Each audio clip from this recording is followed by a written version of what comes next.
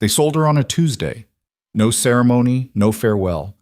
Just signatures on a contract and a daughter pushed through the gates of a fortress she was never meant to leave. Rowan Vale was 19 when her own blood traded her like livestock to settle debts they were too cowardly to face. But the girl they discarded made a vow in the silence of that first cold night. She would never be owned again. This is her story. Stay until the very end. It will shatter everything you expect. Hit that like button and drop your city in the comments. Let me know where my people are watching from tonight. Walk. The rain had not stopped for 3 days. It came in sideways off the northern ridge, hammering the stone courtyard of the Vale family compound until the gutters overflowed and brown water ran in streams beneath the front door. Inside, the main hall smelled of damp wool and old timber, and the particular sourness that fills a house when its people have stopped caring for it. Dishes stacked in the basin, dust on the mantel. Candle stubs burned to nothing because no one had thought to buy new ones, or perhaps because there was no money left to buy them with. Rowan Vale sat on the bottom step of the staircase with her knees drawn up and her chin resting on her folded arms. She was 19. Her dark hair was pulled back with a frayed ribbon she had owned since she was 12. Her boots were unlaced. There was a bruise on her left wrist from where she had caught herself on the stable gate that morning, and her fingernails were bitten down to nothing. A habit she had tried and failed to break every winter since she was a child. From the study down the hall came the sound of her father's voice. Low. Urgent. The kind of tone Garrick Vale only used when the walls were closing in. She could not hear the words, but she did not need to. She had watched the creditors come 3 times this month. Had seen the way her mother, Lenore, flinched every time someone knocked on the front door. Had noticed the ledgers her father kept hidden beneath the false bottom of his desk drawer, the ones with red ink bleeding through page after page. The Vales were drowning, and Rowan had known it longer than anyone wanted to admit. The study door opened. Her mother appeared first, thin-lipped, eyes rimmed with something between exhaustion and calculation.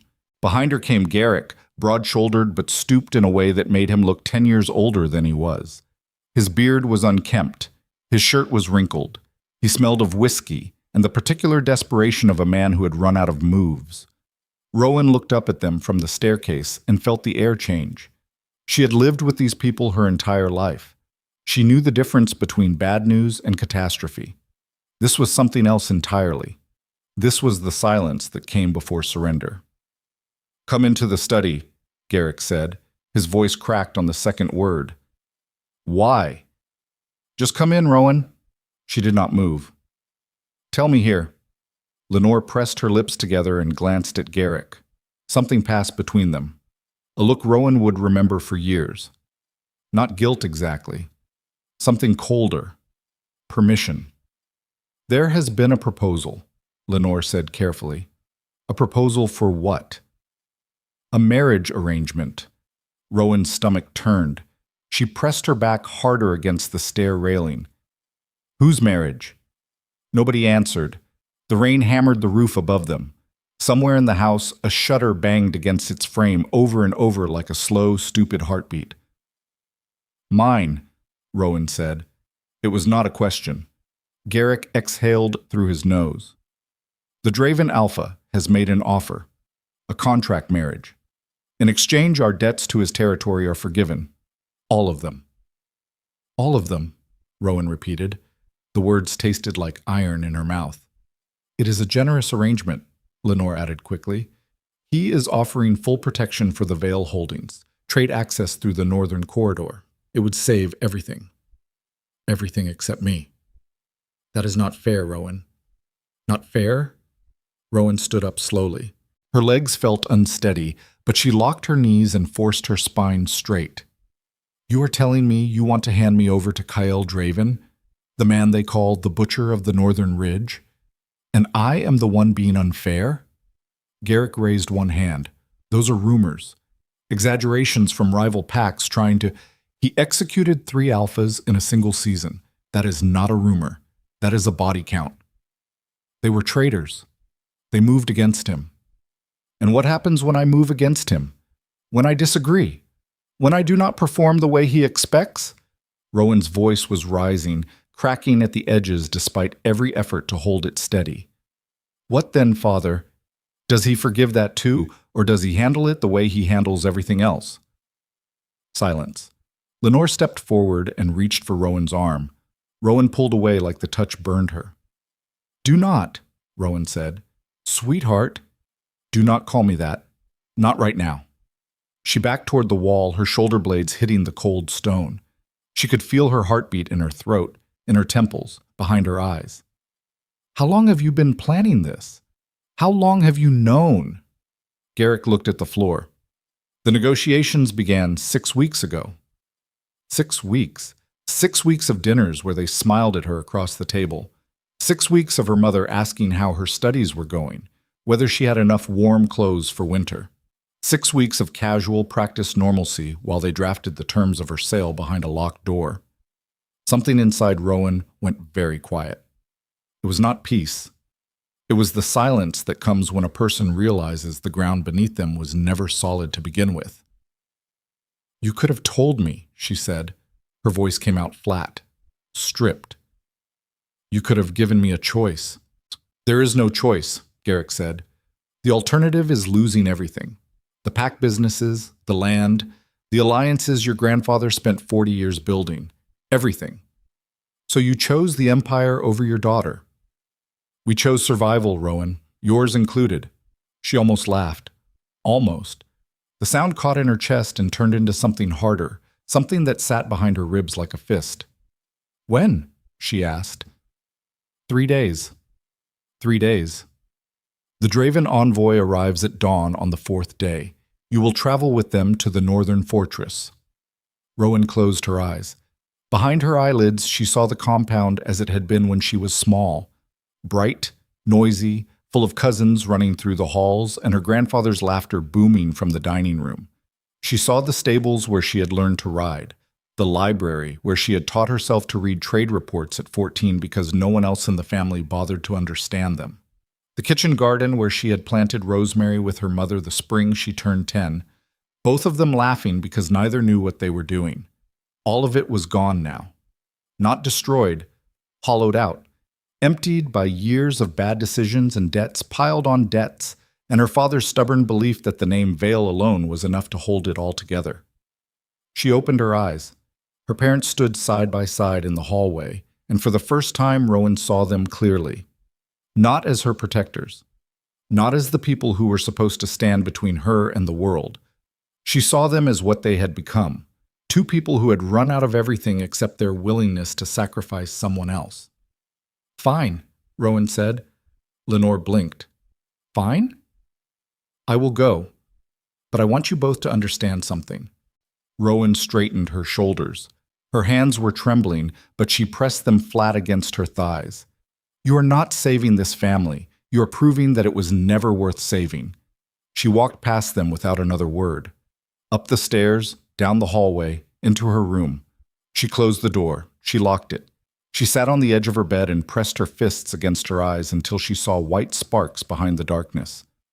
She did not cry.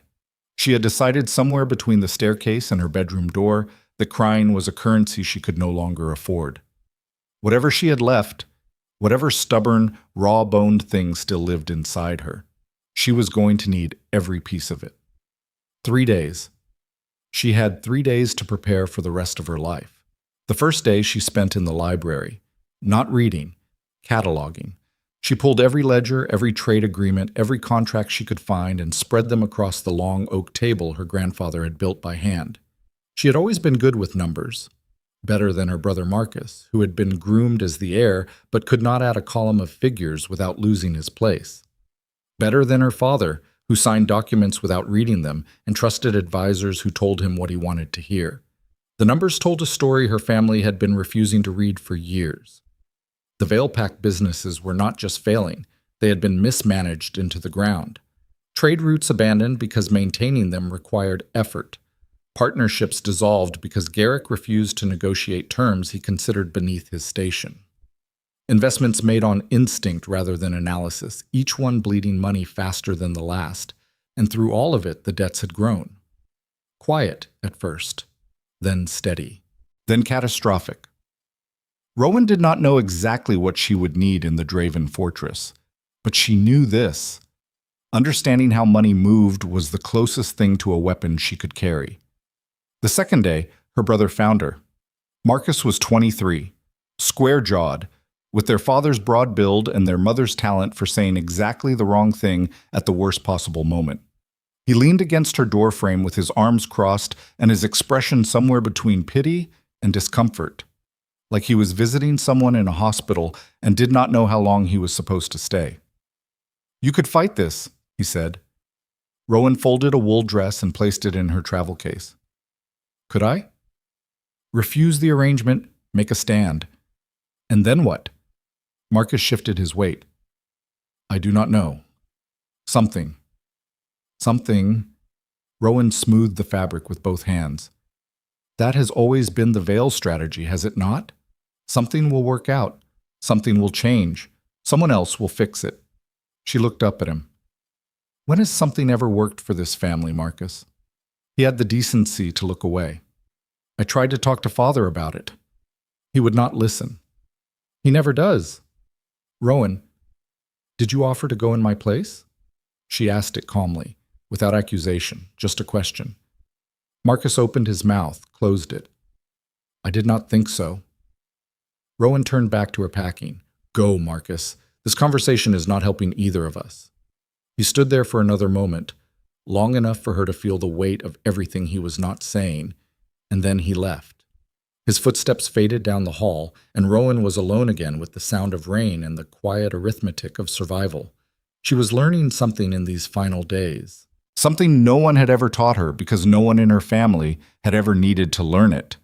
The people who loved you could also be the people who failed you most completely. And when they did, the only person left to trust was the one staring back from the mirror with bitten nails and a bruised wrist, and the kind of anger that had nowhere to go but inward, unless she gave it a direction. The third day passed in silence. Lenore attempted breakfast together, set the table with the good plates, made the porridge Rowan had liked as a child. Rowan sat down, ate without tasting anything, and excused herself before anyone could pretend this was normal. In her room, she made a list. Not on paper, in her head. Things she knew. Things she needed to learn. Skills she possessed and skills she lacked. She had always been observant, quick with patterns, able to read a room faster than anyone gave her credit for. These were survival tools. She just had not recognized them as such until now. Dawn on the fourth day came gray and cold. The rain had finally stopped, leaving the world raw and dripping and smelling of wet earth. The Draven convoy arrived before the sun cleared the ridge. 3 armored carriages pulled by heavy draft horses, flanked by outriders in black leather whose faces revealed nothing. Rowan stood in the courtyard with her single travel case and watched them come. Her hair was braided tight against her skull. She wore the sturdiest boots she owned and a dark wool coat that had belonged to her grandfather. It was too big for her, but it smelled like cedar and old pipe smoke, and something that felt dangerously close to safety. Her parents stood behind her. Garrick had shaved for the occasion, which struck Rowan as obscene. Lenore wore her good dress, the green one she saved for festivals and formal meetings, as if this were a celebration, as if they were seeing their daughter off to something wonderful. The lead carriage door opened and a woman stepped out, tall, sharp-featured, with silver hair pulled back in a severe knot. She wore the Draven crest on her shoulder, a black wolf with its teeth bared. "I am Senna, chief advisor to Alpha Draven." Her voice was clipped and efficient, the voice of someone who had better things to do than collect frightened girls from failing pack compounds. "You are Rowan Vale?" "I am." Senna looked her over with the kind of assessment that stripped a person down to their bones. Her gaze paused on Rowan's bitten nails, on the bruise on her wrist, on the oversized coat. Something flickered across her expression. Not sympathy exactly, but recognition. The look of someone who had seen this particular kind of damage before. "Your belongings?" "This is everything," Senna nodded once. "Then we leave now." Rowan turned to face her parents. She had rehearsed this moment in her head a dozen times. She had imagined fury. She had imagined cold silence. She had imagined a speech that would make them understand exactly what they were doing and exactly how much it cost. But standing there in the wet courtyard with the Draven wolves at her back and the ruins of her childhood home in front of her, she found she had nothing left to say. They had made their choice. Words would not unmake it. "Rowan," Lenore said. Her voice trembled. "Please understand." "I understand perfectly," Rowan said. "That is the problem." She picked up her case, turned, and walked toward the carriage without looking back. Her boots splashed through the puddles. Her hands were steady. Her jaw was clenched so tight her teeth ached. She climbed inside, sat down on the leather bench, and stared straight ahead as the door closed and the convoy began to move. Through the small window, she watched the Vale compound shrink. The stone walls, the crooked stable roof, the garden where nothing grew anymore, until it disappeared behind the trees, and the road curved north, and there was nothing behind her but distance. Senna sat across from her in the carriage. For the first hour, neither of them spoke. The road was rough, full of ruts and stones that jolted the carriage sideways every few minutes. Outside, the landscape shifted from the familiar green lowlands of Vale territory into darker, steeper country. Thick pine forests pressing close to the road, the air turning colder as they climbed. Finally, Senna spoke. "You are afraid." It was not a question. "I am furious," Rowan said. "There is a difference." "In my experience, they live in the same house." Senna folded her hands in her lap. "I will tell you what I tell every new arrival at the Draven fortress. Alpha Draven does not suffer weakness. He does not tolerate deception. He does not care about your name, your bloodline, or your family's opinion of itself. He cares about results. If you produce them, you will be treated fairly. If you do not, your time there will be unpleasant." "Unpleasant how?" "That depends entirely on you." Rowan absorbed this. She studied Senna's face, looking for the lie beneath the words, the trap hidden in the plainness of it. She found nothing. Either Senna was very good at concealing things, or she genuinely meant what she said. "What does he expect from this arrangement?" Rowan asked. "From me specifically." "I cannot speak for the Alpha's expectations." "Then speak for your own. You have been at his side long enough to know what happens to the people he acquires." Senna's mouth twitched, not quite a smile. "He does not acquire people." "My family would disagree." "Your family sold you to settle a debt. That makes you a transaction in their eyes. What you become in his is a separate matter entirely." The carriage hit a deep rut and lurched sideways. Rowan grabbed the edge of the bench to steady herself. When she looked up, Senna was watching her with that same assessing gaze. "You packed one case," Senna said. "Most women in your position bring wagons, clothes, jewelry, things to remind them of the life they are leaving. There is nothing in that life worth remembering." Senna studied her for a long moment. Then she reached into a leather satchel at her feet and produced a rolled map. She spread it across her knees. A detailed rendering of the northern territories with the Draven holdings marked in dark ink. "This is where you are going," she said. "The Ironholt Fortress. It sits at the junction of three major trade routes: the northern mining corridor, the eastern timber road, and the southern grain supply line. Everything that moves through the upper territories passes within a day's ride of those walls." Rowan leaned forward despite herself. She had studied maps before, but never anything this detailed. The trade routes were marked with annotations, volume estimates, seasonal fluctuations, tariff points. This was not just geography. This was a blueprint of power. "Why are you showing me this?" she asked. "Because you packed one case and your nails are bitten to the quick, and you have the look of someone who intends to survive this by any means necessary." Senna rolled the map back up. "Those are qualities the Draven Empire can use. Whether you choose to be useful is your decision." The journey took 2 more days. They stopped twice at way stations, fortified outposts along the northern road where the Draven outriders swapped horses and restocked supplies. At each stop, Rowan watched. She observed the efficiency of the operation, the way the riders communicated with hand signals rather than shouting, the condition of the horses and the quality of the gear. Everything was maintained. Everything functioned. It was the opposite of the Vale compound in every measurable way. She slept poorly both nights. The way station bunks were narrow and cold, and the walls were thin enough to hear the outriders talking in the next room. Their conversations were practical. Weather reports, road conditions, supply inventories, no gossip, no complaints. It occurred to Rowan that she had never lived in a place where people actually did their jobs without being watched. On the morning of the third day, they cleared the final ridge and the Ironholt fortress came into view. It was enormous. Not beautiful. Nothing about it was designed for beauty, but enormous in a way that made Rowan's chest tighten. Black stone walls rose from the mountainside like they had grown there, hewn from the rock itself. Towers flanked the main gate, each one flying the Draven banner. The surrounding grounds were a controlled chaos of activity. Workers hauling lumber, riders drilling in formation, carts loaded with ore, moving in disciplined lines toward the southern gate. This was not a home. This was a machine, and every part of it was running.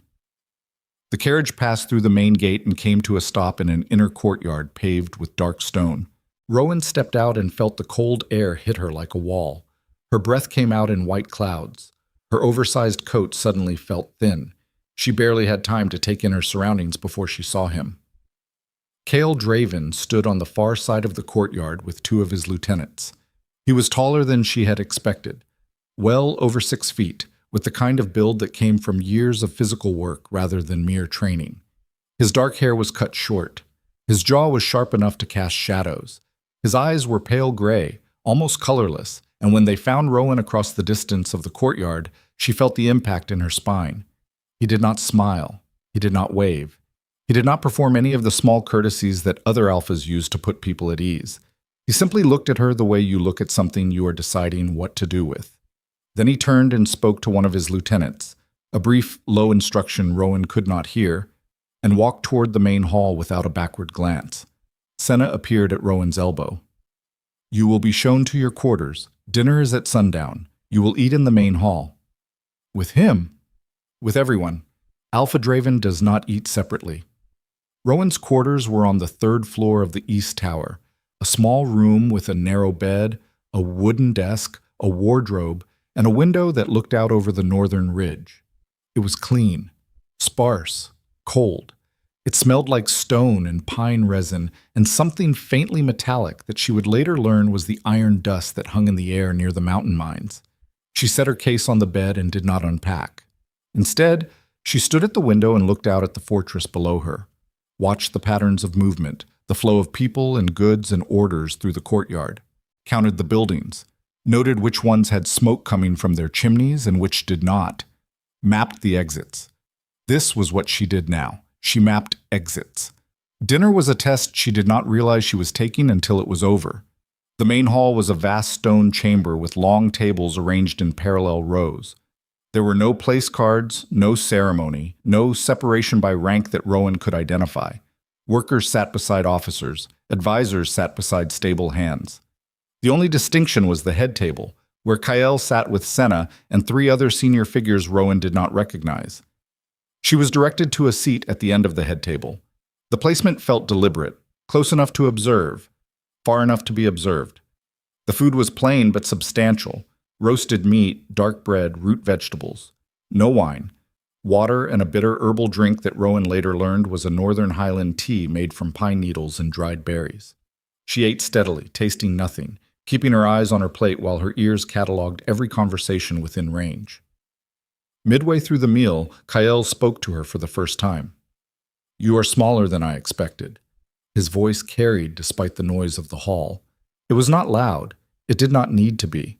It was the kind of voice that made space for itself. Rowan looked up from her plate, met his pale eyes, held them. "And you are quieter than I expected," she said, "for a man with your reputation." Something shifted in his expression, not quite surprise, more like a recalibration. The way a predator adjusts when it realizes the thing in front of it might not be prey after all. "My reputation," he said, "is not your concern. Everything about this arrangement is my concern. I did not ask for it. I did not want it, but I am here, and I would rather understand the situation I am in than pretend it does not exist." The table had gone quiet. Senna's eyes moved between them with the focused attention of someone watching a blade being tested. Kael regarded Rowan for a long moment. His expression gave away nothing. Then he turned back to his meal. "Eat," he said. "You will need your strength. Training begins tomorrow." Training for what? For everything. The first weeks at Ironholt were designed to break her. Rowan understood that on a cellular level, the way her body understood cold or hunger, before her mind could put words to it. Every morning began before dawn. Physical conditioning in the lower courtyard, where the outriders ran drills that left Rowan's lungs burning and her legs shaking. Then strategy sessions with Senna, who tested her knowledge of trade systems, territorial law, and pack governance with the relentless precision of someone sharpening a blade against stone. Every mistake was noted, every gap in her knowledge exposed and catalogued. Senna did not raise her voice. She did not need to. Her silence after a wrong answer was louder than any reprimand. "You do not know the Northern Tariff Codes," Senna said during their third session, her tone as flat as the table between them. "No one taught them to me." "That is not an excuse. It is a diagnosis. You were raised in a family that valued its name over its competence. You inherited their ignorance. The question now is whether you will also inherit their refusal to correct it." The words landed like a slap. Rowan felt the heat rise in her face, felt the old instinct to defend, to push back, to say something sharp enough to draw blood. But beneath the anger, she recognized the truth in what Senna said. The Vales had been coasting on a legacy they no longer deserved. And Rowan, for all her quiet rebellion, had still been shaped by that environment. She looked at Senna and said, "Teach me." And Senna did. For hours every day, she taught Rowan the architecture of the Draven Empire, how it functioned, where its money came from, how its alliances were maintained and enforced. Rowan absorbed it with a hunger that surprised both of them. The numbers made sense to her in a way they never had to anyone in her family. She could see the patterns, the flow of resources, the pressure points, the places where a single smart decision could multiply returns tenfold. At night, alone in her small room, she studied by candlelight until her vision blurred. Trade agreements, historical ledgers, market analyses. She filled notebooks with calculations, projections, ideas. Not because anyone asked her to, because she understood now that knowledge was the only form of power no one could take away. And she watched Kael. Not openly, not with the desperate attention of someone trying to please. She watched him the way she watched everything in the fortress, systematically, looking for the truth beneath the surface. What she found confused her. The butcher of the Northern Ridge did not behave like a butcher. He was cold, yes, controlled. He spoke in commands rather than conversation, and tolerated no inefficiency in his operation. But he was not cruel. He did not abuse his authority. He did not humiliate people for sport or punish failure with violence. What he demanded was competence. And when he found it, he rewarded it with something more valuable than praise. He rewarded it with trust. Rowan observed this pattern play out dozens of times in those first weeks. A young officer who solved a supply chain problem was given command of the entire northern corridor. A cook who redesigned the kitchen workflow to feed twice as many people with the same resources was promoted to head of provisions. A stable hand who identified a weakness in the perimeter fence was brought into the Security Council. Kael Draven did not care where people came from. He cared about what they could do. It was the opposite of everything Rowan had grown up with. The Vales operated on bloodline and tradition. The Dravens operated on merit. And somewhere in the gap between those two systems, Rowan began to see a version of herself she had never been allowed to become. 6 weeks after her arrival, Senna placed a stack of documents on the table during their morning session. "The Eastern Timber contracts," Senna said. 3 of them are expiring next month. The current terms are unfavorable. Alpha Draven wants them renegotiated. Rowan picked up the first contract and began reading. It took her 20 minutes to find the problem.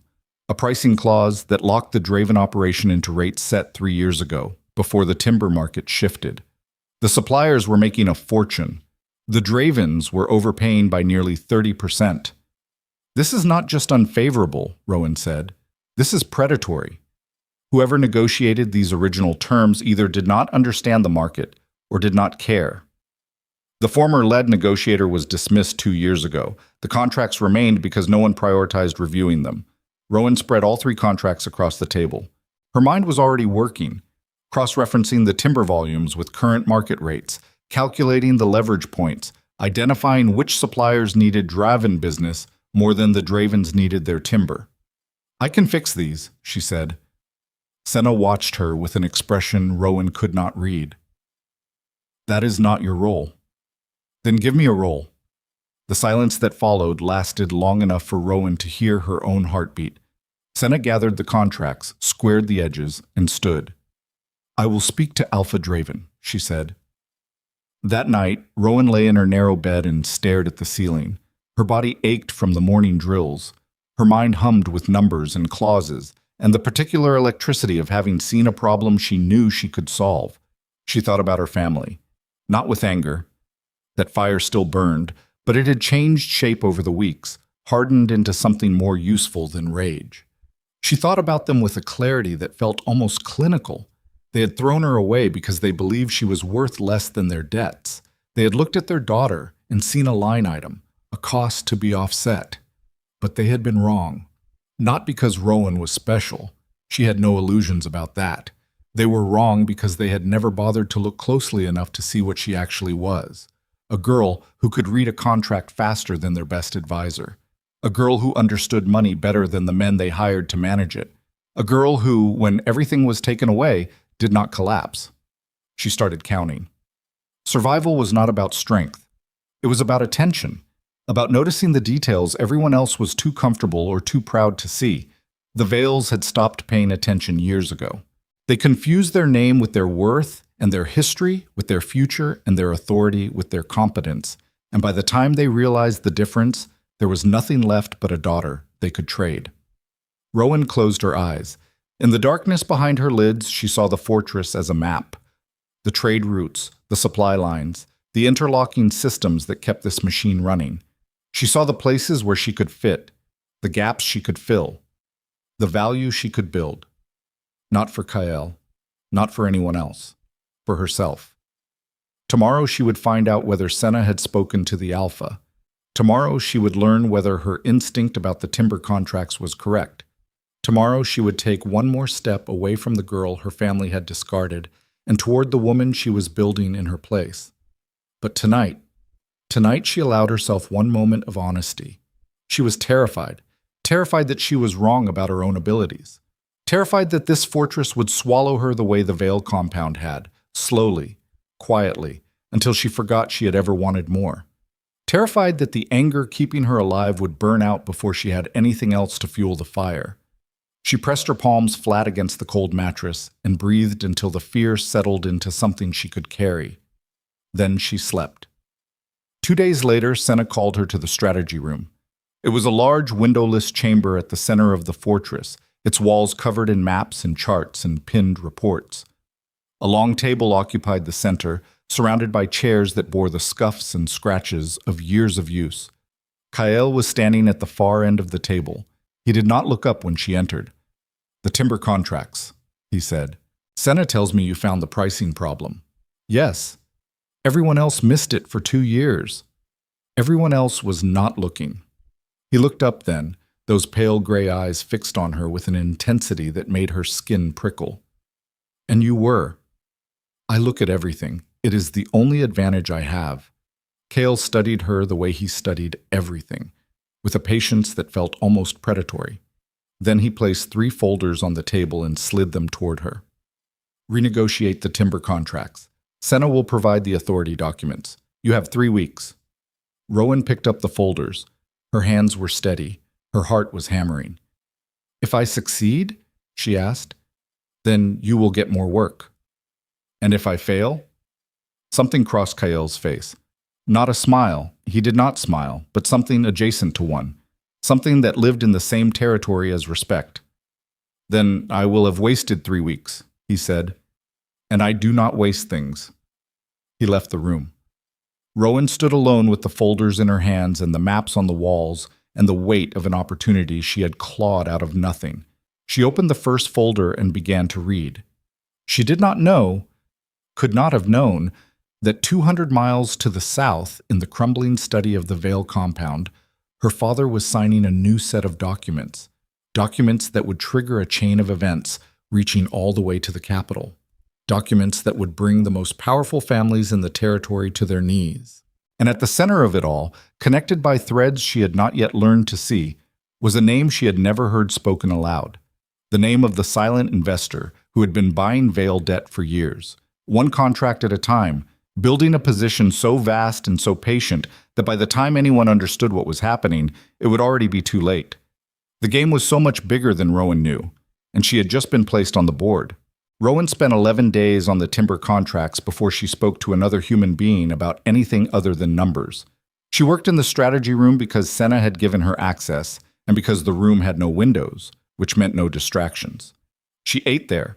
She slept there twice, waking at dawn with her cheek pressed against a stack of pricing sheets and ink smudged across her jaw. She spoke to the suppliers by courier, drafting letters that were precise enough to leave no room for misinterpretation, and sharp enough to make clear she understood exactly how badly they had been overcharging. The first supplier caved in 4 days, the second took 8. The third, a grizzled old wolf named Harmon Crest, who controlled the largest timber operation east of the ridge, refused to negotiate at all. Rowan sent him a second letter, then a third, each one shorter than the last, each one containing a single additional piece of information she had dug from the Draven archives. Supply volumes Harmon had reported versus the actual output his mills were producing. The gap between the two numbers told a story of skimming and false invoicing that stretched back years. On the 11th day, Harmon Crest rode to Ironholt personally. He sat across from Rowan at the strategy table with his arms crossed and his face the color of raw beef. "You are the contract wife," he said. "I am the person renegotiating your timber agreement. You're a child playing at... Your mills produced 62,000 board feet last quarter. You reported 41,000 to the Draven Treasury and billed us at premium rates for the difference. That is not a rounding error, Harmon. That is theft." His mouth opened and closed. His jaw worked like he was chewing something too tough to swallow. "Where did you get those numbers?" "From your own shipping manifests. Your drivers logged their loads at the southern checkpoint before they reached the Draven territory line. Your mill reports go to the Treasury after. The numbers do not match because you assumed no one would bother to compare them." Rowan placed both hands flat on the table. "I compared them." Harmon stared at her. She could see the calculation happening behind his eyes. How much trouble he was in, how fast the ground had shifted, whether there was any angle left to play. "What do you want?" he asked. "New terms. Market rate pricing indexed to the current season, not 3 years ago. Volume guarantees with penalties for under-delivery, and an audit clause that gives us access to your production records quarterly. That would cut my margins in half. Your legitimate margins, yes. Your illegitimate ones would disappear entirely, which is the point." He leaned back in his chair. The wood creaked beneath him. "Alpha Draven sent a girl to do this?" "Alpha Draven sent the person who found the problem. Whether that person is a girl, a ghost, or a 3-legged dog is irrelevant to the math." Harmon Crest signed the new contract that afternoon. He did not shake Rowan's hand when he left. She did not expect him to. That evening, Senna found her in the strategy room cleaning up the files. "Harmon Crest has not agreed to new terms from anyone in 6 years, Senna said. She stood in the doorway with her arms folded, her expression unreadable. "He was stealing. The leverage was already there. I just used it." "You used it well," Senna paused. "The Alpha wants to see you." Rowan's stomach tightened. She had barely spoken to Kyle since he gave her the assignment. She had seen him in the main hall at meals, always at the head table, always flanked by his senior advisors, always radiating that particular stillness that made people either trust him completely or fear him without reservation. But they had not exchanged more than passing words. She found him in his private study on the 4th floor. It was larger than she expected. Not lavish, but functional in the way everything in Ironholt was functional. Maps on every wall, a desk buried under reports and correspondence, 2 chairs by a cold fireplace. The room smelled like leather and iron and the faint sharpness of ink. Kyle stood by the window with his back to the door. He did not turn when she entered. "Harmon Crest called you a girl playing at business," he said. "He called me that to my face, yes." "And you let him." "I did not need to correct his language. I needed to correct his contracts. The result is the same either way." Kyle turned then, In the gray light from the window, his features were sharper than usual, the jaw like cut stone, the pale eyes carrying a weight she had not noticed from across a crowded hall. Up close, there were lines at the corners of his eyes. Fatigue, maybe. Or the kind of tension that comes from holding an empire together with discipline alone. "Sit," he said. She sat in one of the chairs by the fireplace. He remained standing. The power dynamics were obvious and deliberate, and Rowan noted them without resentment. She was learning to read the architecture of control, who stood and who sat, who spoke first and who waited, who filled silence and who let it do the work for them. Kael was a master of all of it. "Your family's debts were worse than the initial report suggested," he said. "I received an updated assessment from our financial intelligence team this morning." "How much worse?" "3 times what your father disclosed when he proposed the arrangement." Rowan felt the number land in her chest like a stone dropped into still water. 3 times. Her father had not just been desperate, he had been lying about the depth of his desperation. He had understated the debts to make the deal look more reasonable, to make himself look less pathetic, to maintain whatever shred of dignity he imagined he still possessed. "He lied to you," Rowan said. "He lied to everyone, including himself." Kael moved to the second chair and sat down across from her. The distance between them was less than 4 feet, and Rowan could feel the heat of his presence like standing too close to a furnace. Not physical warmth. Something else. An intensity that had weight. "The question is whether you knew." "I knew the debts were catastrophic. I did not know the exact figure because my father kept the real numbers hidden. I told you the truth in every interaction we have had." "I believe you." 3 words, simple, flat, but they hit Rowan harder than she expected, because she realized in that moment how long it had been since anyone in a position of authority had said those words to her and meant them. "There is more," Kael said. He handed her a single sheet of paper. "Read this." It was a financial summary, a list of entities that had been acquiring ValePack assets over the past 18 months. Small businesses, supply contracts, land parcels, trade licenses. Each acquisition was made through a different holding company, each holding company registered in a different territory. To a casual observer, the purchases would look unrelated, random, meaningless. But Rowan was not a casual observer. She saw the pattern instantly. "Someone is consolidating the Vale holdings," she said, "buying them piece by piece through shell companies to avoid triggering competition regulations." "Yes." "Do you know who?" "No. The ownership chains are layered. Every holding company traces back to another holding company, and the trail goes cold at a capital-based registry that does not disclose beneficial owners." Rowan studied the paper. Her mind was working the way it always did with numbers, fast, hungry, pulling threads. The acquisition pattern is not random. They are targeting revenue-generating assets specifically, ignoring the vanity properties, the Vale estate, the family compound, the social holdings. They only want the businesses that actually make money. Which means whoever this is understands the Vale portfolio better than my father does. They know which assets are real and which are hollow. That is not public information.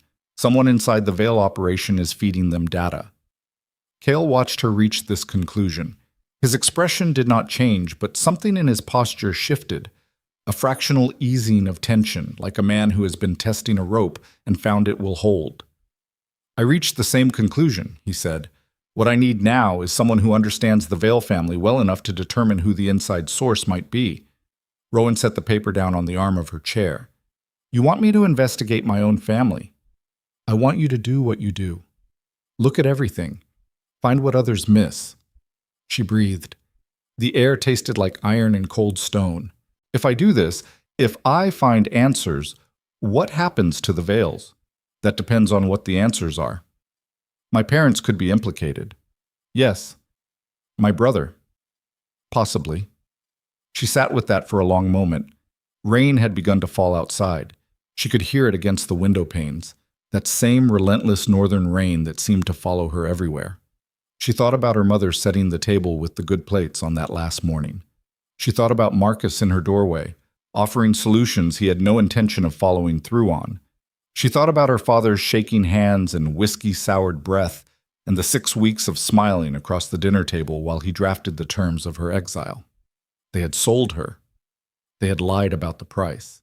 And now someone was dismantling whatever was left of their empire with surgical precision, and the only person positioned to understand why was the daughter they had deemed expendable. Something turned over inside Rowan. Not anger. She had moved past anger weeks ago. This was something colder. The recognition that loyalty to people who had never been loyal to you was not virtue. It was habit, and habits could be broken. "I will do it," she said.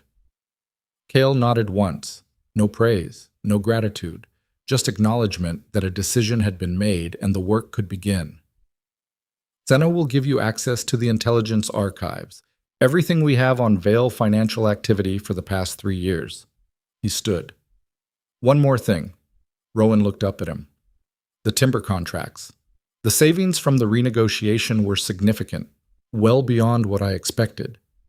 Harmon was stealing. The bar was not high. The bar was invisible. Everyone else walked over it for years without looking down." He paused at the doorway. "You looked down."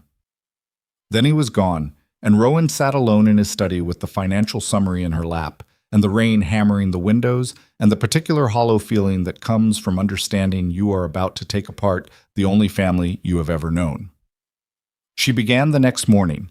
Senna provided the intelligence files, 3 years of intercepted correspondence, financial filings, trade records, and movement reports covering every member of the Vale Pack leadership.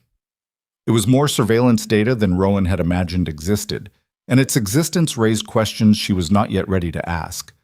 How long had Kyle been watching the Vales? Had the monitoring begun before or after the marriage arrangement? What exactly had he known when he agreed to take her? She filed those questions away and focused on the numbers. The pattern revealed itself over days of meticulous cross-referencing. The shell companies acquiring Vale assets all shared a common characteristic. They operated on the same payment cycle. Disbursements went out on the 14th of every month, without exception. That kind of regularity suggested a single financial controller managing all the entities from a central point. Sloppy, or arrogant, or both. She traced the payment flows through 3 layers of intermediary accounts before she hit a wall. The final account was registered to something called the Ashenmere Trust, domiciled in the Capital Territory where disclosure requirements were minimal and enforcement was even less. "Ashenmere," Rowan said aloud, sitting alone in the strategy room at 2 a.m. The word tasted unfamiliar. She had never encountered it in any Vale business document or family conversation. She wrote the name on a blank sheet of paper and stared at it until her vision blurred. Then she pulled the correspondence files and began reading every letter, every communication, every scrap of paper that had moved between the Vale compound and the outside world in the past 18 months. She found it on the 4th night. A letter from Garrick Vale to an unnamed recipient, undated but filed between documents from 11 months ago. The handwriting was her father's. She would have recognized it anywhere, that heavy, slanting script he used when he was writing something he considered important. The letter was brief. It contained no names, no specific figures, no identifying details that would mean anything to an outside reader. But to Rowan, who had spent 19 years learning the rhythms and evasions of her father's language, the meaning was unmistakable. Garrick was not a victim of the shell company acquisitions. He was a participant. He had been selling off Vale assets deliberately, funneling money through the holding companies, and using the proceeds to service a completely separate set of debts. Debts the family ledgers never mentioned, owed to people whose names never appeared in any official record. Her father was not drowning. He was burning the ship himself and blaming the water. Rowan set the letter down and pressed her fingers against her closed eyes. Her breathing came fast and shallow, and she forced it to slow because losing control now would cost her something she could not afford. Not tears, not rage, focus. Every assumption she had built her anger on was wrong. Not the anger itself, that was real, earned, justified, but the shape of it. She had believed her family was desperate and foolish. The truth was worse. Her father was desperate and deliberate. He had not stumbled into the marriage arrangement as a last resort. He had engineered the crisis to justify it. selling his daughter to Kyle Draven while quietly dismantling the family empire and redirecting the money somewhere no one could trace. The question Rowan could not answer, the question that kept her awake until dawn, staring at the ceiling of the strategy room with the letter pressed against her chest, was where the money was going, and who was waiting at the other end of the trail. She reported her findings to Kyle the following morning. She laid out the evidence methodically, without emotion, because emotion would cloud the analysis and she needed him to see the architecture of the deception as clearly as she did. The payment cycles, the shared financial controller, the Ashenmere Trust, the letter. Kale listened without interrupting. When she finished, he stood at the window for a long time with his hands clasped behind his back. "Your father sold you to me to create a distraction," he said finally. "The marriage arrangement drew attention away from the asset transfers. Everyone, including my own intelligence team, was focused on the contract and its implications. No one looked at what was moving beneath it." "Yes? And you are telling me this knowing it could destroy your family entirely." "My family destroyed itself. I am telling you this because the alternative is allowing whoever is behind the Ashenmere Trust to continue acquiring assets in your territory using Vale infrastructure as a pipeline. This is not just a Vale problem anymore. It is a Draven problem." He turned from the window and looked at her. The gray light carved his face into planes and shadows, and for a moment Rowan saw something behind the control. Not softness, never that, but a kind of recognition. The acknowledgement that the woman sitting across from him had just set fire to her own past and was standing in the ashes without flinching. "I need to go to the capital," Rowan said. "The Ashenmere Trust is registered there. The ownership records are sealed, but I can find them. I know how my father thinks. I know where he hides things." "The capital is controlled by the Council of Alphas. You would be walking into a territory where you have no allies and no protection. I would have the Draven name. The Draven name makes you a target in the capital, not a shield. Then I will be a target who knows how to read a balance sheet. That is more than most of the people in that city can say." Kale studied her. The silence stretched until it filled the room like something physical, pressing against the walls. "I will send Senna with you," he said, "and a security detail. You will have 3 weeks." "I only need 2. "You will take 3. Because whatever you find in that registry is going to be worse than you expect." He moved toward the door, then stopped. "Rowan." She looked up. "When you find what your father has been hiding, and you will find it, the decision about what to do with it will be yours. Not mine, not Senna's, yours." He left. Rowan sat in the study and listened to his footsteps fade down the stone corridor and felt the weight of what he had just given her settle across her shoulders like a second skin. Not a command, a choice. The most dangerous gift anyone had ever handed her. 3 days later, she rode south toward the capital with Senna and 4 Draven outriders, carrying copies of every financial document she had uncovered, and a list of questions she was not sure she wanted answered. Behind her, the Ironholt fortress grew small against the mountain, then vanished behind the ridgeline, and the road opened up into the wide, flat country that led toward the heart of the kingdom. Somewhere ahead, in a building she had never entered, in a file she had never seen, was the name behind the Ashenmere Trust, and she already knew, with the cold certainty of someone who had learned to read patterns the way other people read faces, that the name would change everything. Not just for the Vales, not just for the Dravens, for the entire territory. The capital smelled like money and rot in equal measure. It hit Rowan the moment the convoy passed through the southern gate.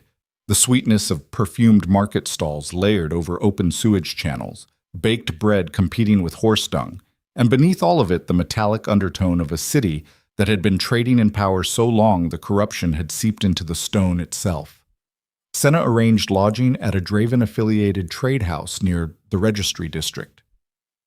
The rooms were small but clean, positioned on the second floor with a clear view of the street below, and 2 separate exits. Details Rowan noted and filed. She was learning to think in escape routes the way other people thought in pleasantries. The outriders took positions at the building's perimeter. Senna briefed them on rotation schedules while Rowan stood at the window and watched the capital move beneath her. Carriages and foot traffic and runners carrying sealed documents between buildings. Everyone in this city was delivering something to someone. Information, money, Leverage. The entire place ran on the exchange of things people were not supposed to have. The territorial registry opens at dawn, Senna said from behind her. I have arranged a meeting with the records clerk, a man named Aldrich Fenn. He has been cooperative with Draven inquiries in the past. Cooperative or compromised? Senna's mouth twitched. The distinction is academic in this city. They arrived at the registry before the streets filled. The building was enormous, a sprawling limestone structure with columns that had been impressive once and were now stained with decades of city grime. Inside, the corridors were narrow and poorly lit, lined with doors that led to rooms full of documents no one was meant to read. Aldrich Fenn was a thin, nervous man with ink-stained fingers and the particular posture of someone who spent his life surrounded by secrets he wished he did not know. He met them in a side office that smelled of damp paper and old coffee.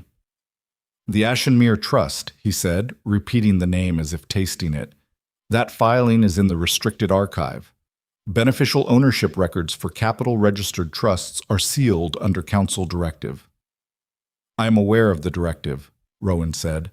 I am also aware that sealed records can be accessed with a formal petition if the petitioner can demonstrate material interest. That process takes 6 to 8 weeks. I have 3. Fenn glanced at Senna, then back at Rowan. His fingers drummed against his desk. There are informal channels, but they carry risk. Everything carries risk. The question is what the risk buys you. Fenn studied her for a moment. Whatever he saw satisfied something in his calculation, because he reached into his desk drawer and produced a leather-bound ledger that was clearly not part of the official filing system. The Ashenmere Trust was registered 14 months ago, he said, running his finger down a handwritten column. Standard structure. 3 layers of holding entities. The beneficial owner is listed under a privacy shield, but the trust administrator is on record. He turned the ledger so Rowan could read it. A firm called Marchetti and Associates. They operate out of the Merchant Quarter. Rowan memorized the name and address in the time it took Fenn to blink. One more thing, Fenn said as they stood to leave. He lowered his voice, though the room was empty except for the 3 of them. You are not the first person to ask about the Ashenmere Trust this month. Rowan stopped. Who else? A representative from the Council of Alphas. I do not know which council member sent them, but they carried a formal seal. They requested the same records 4 days ago. The information landed like a cold stone in Rowan's gut. Someone on the council was looking at the same trail. Whether they were hunting the same answers or protecting the same secrets was impossible to know, and the ambiguity made both options dangerous. Outside the registry, the capital morning was in full swing, vendors hawking their goods, couriers weaving through pedestrian traffic, the controlled chaos of a city that never stopped transacting. Rowan walked 3 blocks in silence before she spoke. If the council is already investigating the Ashenmere Trust, we are working against a clock we cannot see. Agreed, Senna said. We move on Marchetti today.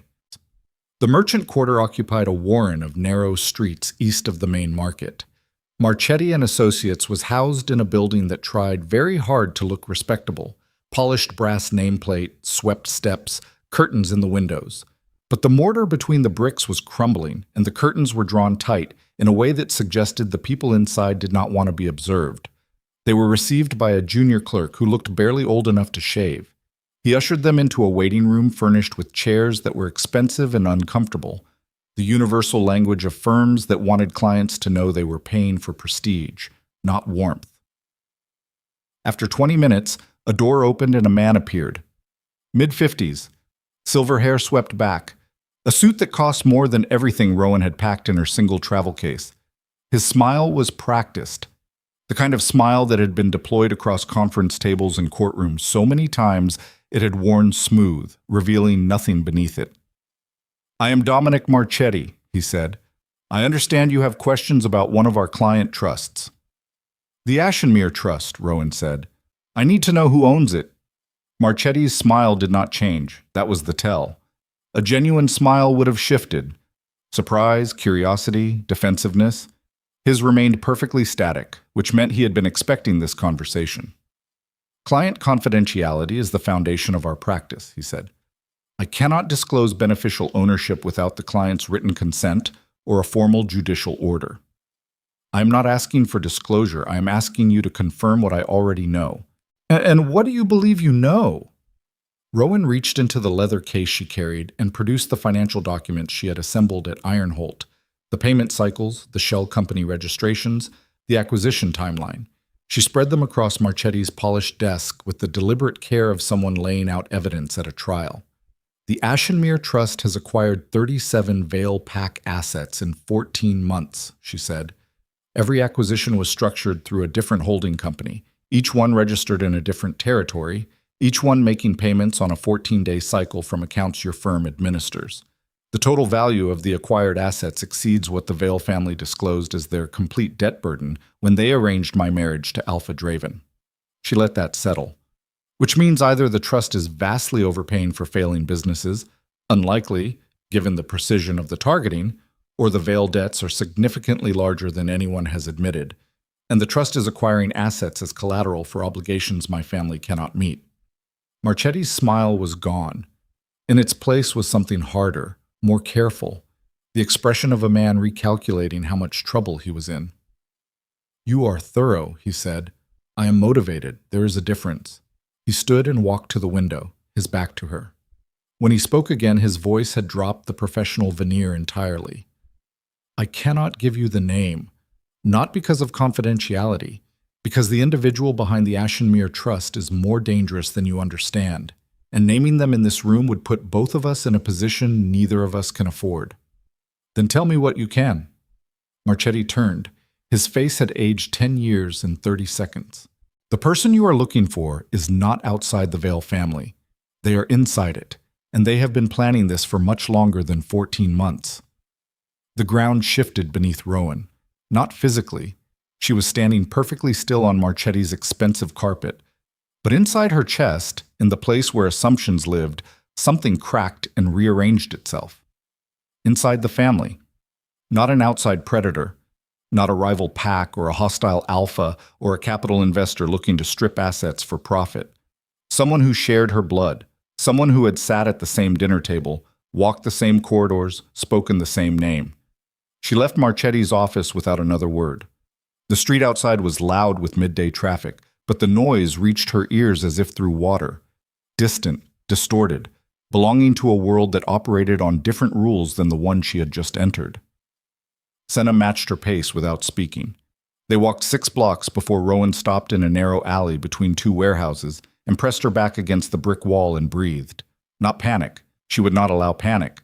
But the architecture of everything she had built, every theory, every assumption, every careful reconstruction of her family's downfall, was restructuring itself around a new center of gravity, and the process was physically disorienting. Her hands were shaking. She pressed them flat against the rough brick behind her and held them there until the trembling stopped. Inside the family. Someone she knew. Someone she had grown up with. Someone who had watched her pack her single case and leave for the Draven Fortress knowing exactly why the arrangement had been made, knowing exactly what debts it was designed to obscure, knowing the entire architecture of the deception because they had designed it. The list of suspects was short. Her father was the most obvious. He had the access, the authority, the desperation.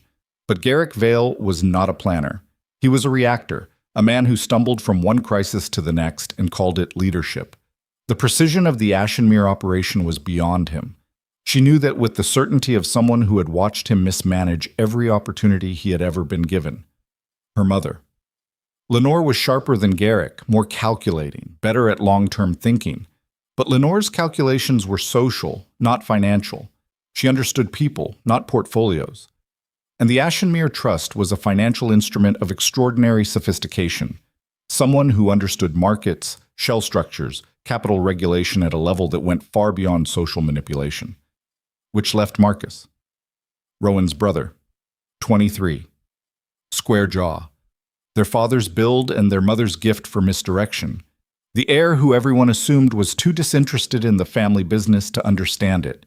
The one who had stood in her doorway on her second-to-last night at the Vale compound and told her she could fight this, she could refuse, she could make a stand, while knowing, if Marchetti was right, exactly what the arrangement was covering and exactly who would benefit when she was gone. The thought entered Rowan's body like cold water. Not a splash, but a slow, rising flood that filled her lungs from the bottom up. Marcus had looked her in the eyes and performed concern. He had offered solutions he never intended to pursue.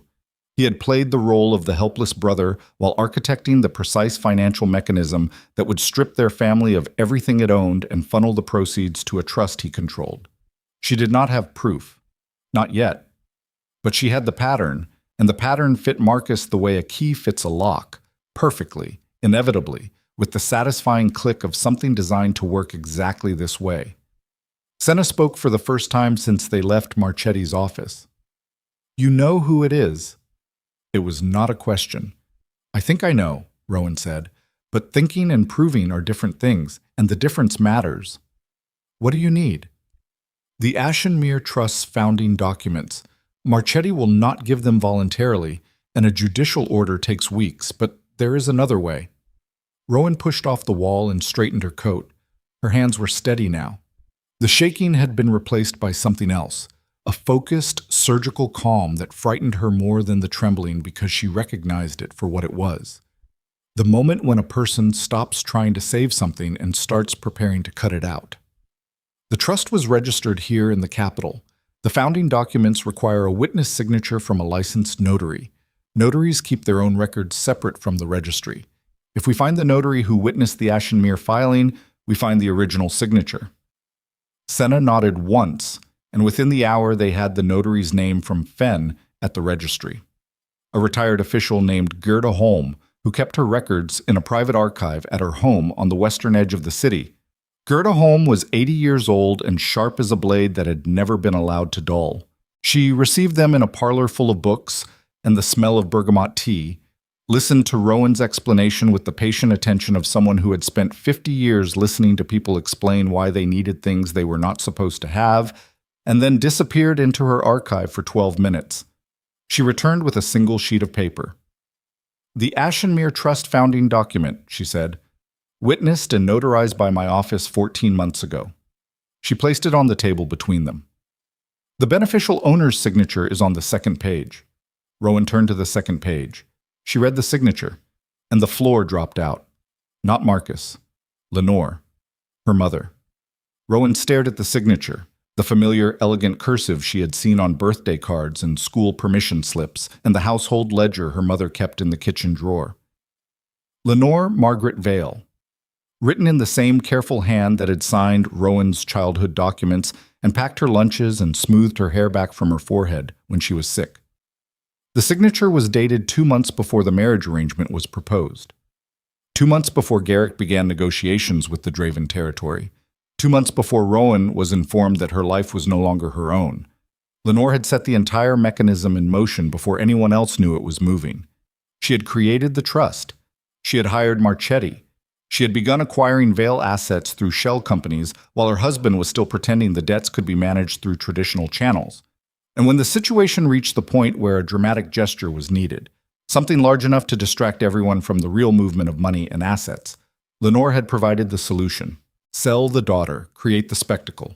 Let everyone focus on Rowan's exile while the empire quietly changed hands beneath the surface. Rowan set the document down on Gerda Holm's parlor table and pressed both hands flat against the surface. Beneath her palms, the wood grain was smooth and old and indifferent to the magnitude of what had just been confirmed on its surface. Her mother. Her own mother. Not desperate. Not foolish. Not a passive participant dragged along by her husband's failures. Lenore Vale was the architect, the engineer, the mind behind every carefully layered shell company and every precisely timed acquisition and every lie told with the practiced warmth of a woman who had learned to weaponize tenderness. The breakfast on the last morning, the good plates, the porridge Rowan had liked as a child. That had not been guilt or sentimentality. That had been performance, the final scene in a production that had been running for months, delivered with the same careful attention to detail that Lenore brought to everything she touched. Rowan breathed. The air went in and it came out, and between those two events, her entire understanding of her childhood, her family, and herself reorganized around a truth so fundamental it made everything that came before it look like a story told by someone who did not know the ending. She had spent her whole life believing she was the overlooked one, the daughter who was not valued, not seen, not understood. But the truth was worse than invisibility. Lenore had seen her perfectly, had understood exactly what Rowan was worth, had calculated her value down to the last decimal point and determined that the price of selling her was less than the cost of keeping her. It was not neglect, it was arithmetic. And the precision of it was the cruelest thing Rowan had ever encountered, because cruelty without passion was just efficiency, and efficiency could not be argued with or appealed to or shamed into changing course. It simply produced results. Senna was watching her from across the parlor. The older woman's face carried something Rowan had never seen there before. Not pity, Senna did not trade in pity, but a kind of weighted recognition. The look of someone watching another person cross a threshold they could never return through. "What do you want to do?" Senna asked. Rowan looked at the signature one more time. Then she picked up the document, folded it carefully, and placed it inside her leather case. "I want to go back to Ironholt," she said. "I want to show this to Kael. And then I want to take apart every holding company, every shell entity, every financial structure my mother built, piece by piece, until there is nothing left for her to hide behind." Her voice was even. Her eyes were dry. Her hands did not shake. Something had changed in the space between reading that signature and speaking those words. The daughter who had left the Vale compound with anger and humiliation and a desperate need to prove herself, that girl was gone. In her place stood someone harder, someone who had looked at the worst thing her own blood could do to her and decided not to break under it, but to build on top of it. Not because she was fearless, because she understood now that fear was a compass. It pointed toward the things that mattered most, and what mattered most was never safe. Safety was what the Vales had chased. Safety through deception, safety through sacrifice, safety through selling the people closest to them. And it had brought them nothing but the slow, methodical destruction of everything they claimed to protect. Rowan was done being safe. She was done being the cost someone else was willing to pay. They left the capital at dawn the next morning. The road north stretched ahead of them, long, cold, climbing toward the mountains where the Ironholt fortress waited like a clenched fist against the sky. In Rowan's case, folded between financial documents and trade agreements, sat the founding papers of the Ashenmere Trust, with her mother's signature drying like a wound that would never fully close. And 200 miles behind her, in the Capitol Registry, a clerk named Aldrich Fenn was composing a coded message to a recipient whose name he had been given years ago, with instructions to contact them only if someone came asking about the Ashenmere Trust.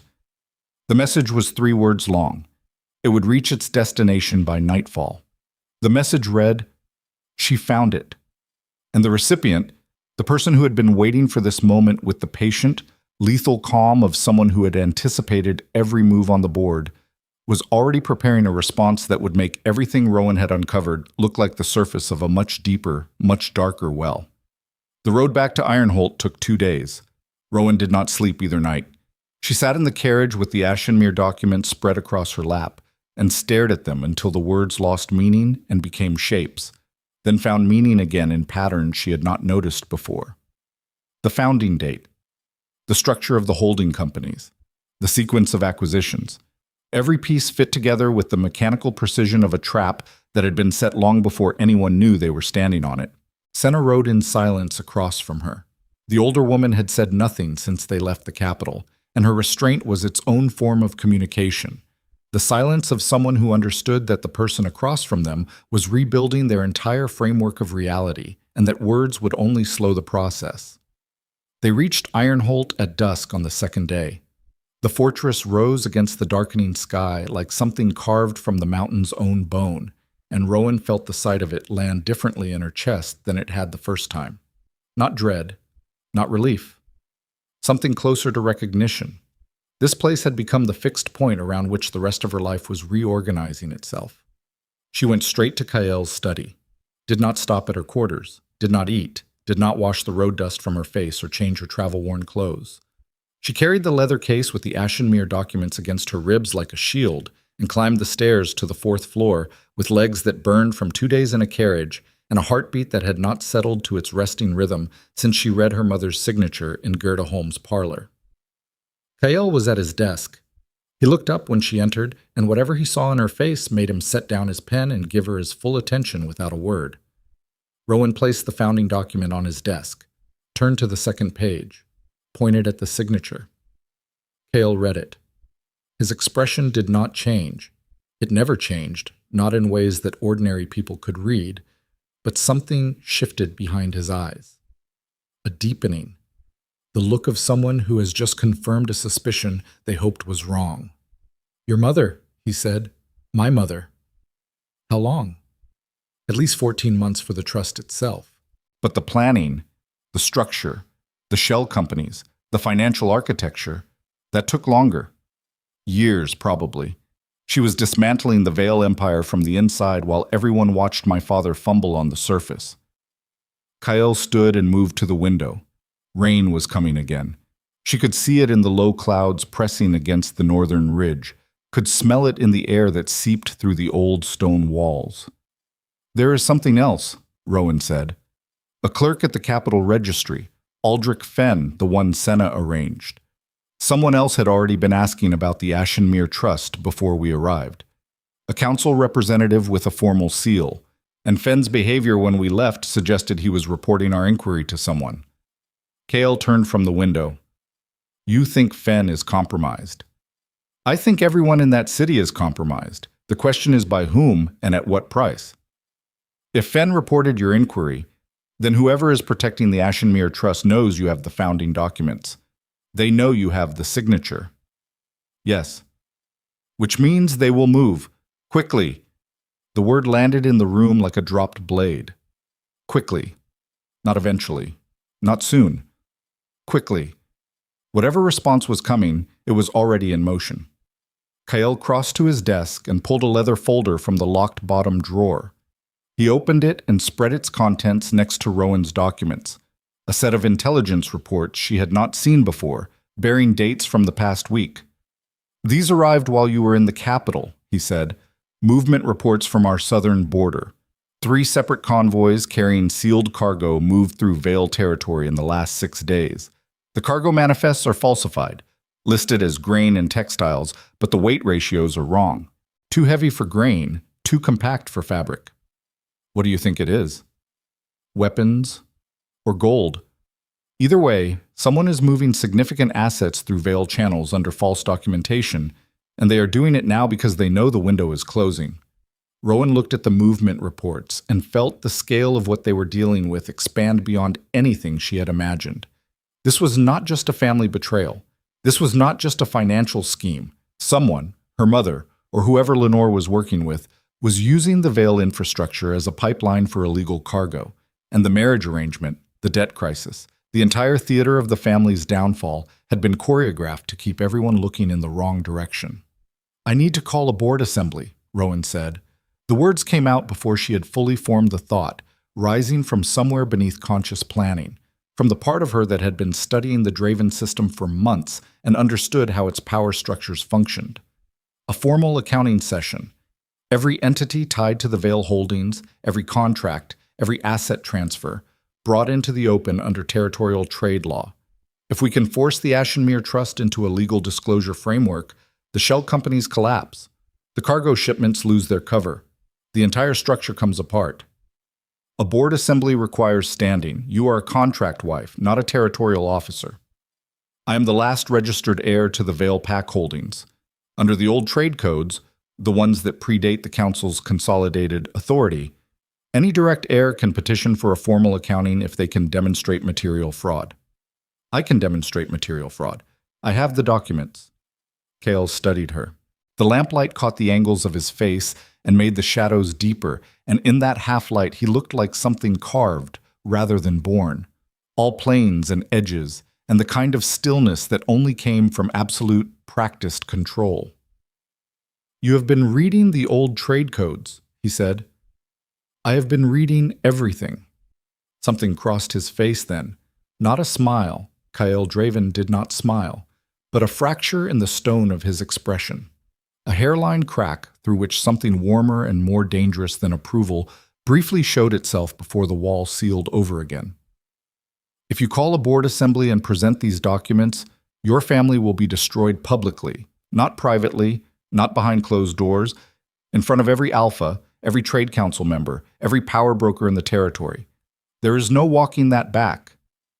I know. Your mother will be charged. Your father will be implicated. Your brother, whatever his involvement, will be examined under the same scrutiny. I know. And you will be the one who did it. The daughter who dismantled her own family in open court. Every alliance, every future relationship, every negotiation you ever enter will carry that reputation. Rowan met his gaze and held it. Her chest was tight, her jaw ached from clenching, but her voice came out steady because the decision had already been made. Not in this room, not in this conversation, but in a parlor on the western edge of the capital, when she read her mother's signature and understood that the family she had been grieving never existed in the first place. I did not dismantle my family, she said. They dismantled themselves. I am just the one willing to say it out loud. Kael held her gaze for a long moment. Then he nodded once. I will send word to the Territorial Council. The assembly will convene in 10 days at the Central Hall in the capital. Senna will coordinate security. He paused. Rowan, once the summons is issued, it cannot be recalled. Everyone named in the petition will be notified, including your mother. Good. Let her know I am coming. The next 10 days were the most focused of Rowan's life. She worked 18 hours a day in the strategy room, building the case file that would be presented at the board assembly. Every shell company documented, every falsified cargo manifest cross-referenced, every payment cycle mapped and annotated. She built a financial narrative so thorough and so airtight that no lawyer, no advocate, no council member could dismiss it as speculation or vendetta. Senna worked beside her, not directing, not supervising, but supporting, pulling records, verifying dates, running calculations that confirmed Rowan's projections within acceptable margins of error. The two women developed a rhythm that required almost no verbal communication. Senna would place a document on the table, Rowan would absorb it, and the case file would grow. On the 7th day, Kael came to the strategy room. He stood in the doorway for a moment, watching Rowan work before he spoke. Your family has received the summons. Rowan did not look up from the document she was annotating. And? Your father attempted to file a counterpetition claiming the assembly was politically motivated. The council rejected it. Of course they did. Garrick's counterpetition was probably 3 paragraphs of outrage and no evidence. Your mother has retained legal representation, a capital firm, well-connected. Now Rowan looked up. Which firm? Marchetti and Associates. The audacity of it hit Rowan like a physical blow. Her mother had hired her own trust administrator as her legal defense, the man who had created the shell companies, who had structured the entire financial deception, who was now positioning himself to argue in open court that the scheme he built did not exist. It was either brilliant or desperate, and Rowan suspected it was both. Marchetti will argue client confidentiality, Rowan said. He will try to block the founding documents from evidence on the grounds that they were obtained through informal channels rather than official petition. Can he succeed? Not if I present the notary's independent record. Gerda Holmes' archive is separate from the registry system. It is a private professional record, and under the old trade codes, private records are admissible if the custodian can attest to their authenticity. Gerda Holm has been attesting to document authenticity for 50 years. No council member will challenge her credibility. Kael leaned against the doorframe. You have thought of everything. I have thought of everything I can see. What worries me is what I cannot see. Such as? Rowan set down her pen. Fenn's message. Whoever he reported to knows exactly what I found and when I found it. They have had over a week to prepare. If my mother's only response is hiring Marchetti, she is either overconfident or she is not the one making the decisions anymore. And if she is not making the decisions, if there is someone above her in this structure, then the board assembly is walking into a situation with a variable I have not accounted for. The silence that followed was heavy with the weight of what she was describing. An unknown player. An invisible hand above Lenore's already invisible hand. The possibility that the conspiracy Rowan had uncovered was itself only a layer of something larger. "We proceed," Cale said. "Whatever is waiting at that assembly, we face it with the evidence we have. And if the evidence is not enough, then we adapt. That is what survivors do." On the morning of the 10th day, they rode south. The convoy was larger this time. Kyle himself, Senna, a full security detachment, and Rowan in the lead carriage with 3 cases of documents and the cold, compressed energy of someone about to walk into a fight they had spent their entire life preparing for without knowing it. The Capitol Central Hall was a massive stone building at the heart of the government district.